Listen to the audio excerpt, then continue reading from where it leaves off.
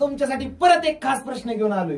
तर प्रश्न बघितल्या तुम्ही म्हणाल लय अवघड आहे गड्या, काय येत नसतो.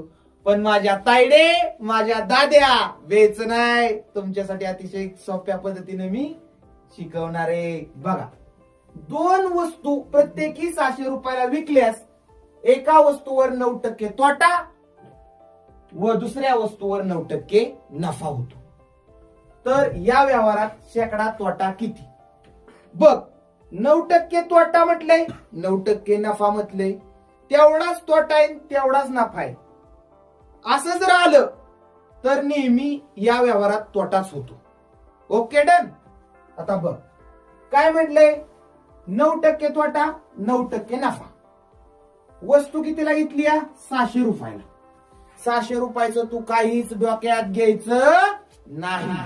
फक्त काय करायचंय आता, या 9चा आणि या 9चा गुणाकार करायचा आहे. 9 गुणुले 9 भागिले करायचं 100. बरोबर उत्तर किती आलं? 9 गुणले 9 किती आलं? 81. 81 भागिले 100 किती? 0.81% तोटा. बाहो, आता मी एक सोडवून दिलंय, तू एक क्वालिटीचं सोडव. धन्यवाद.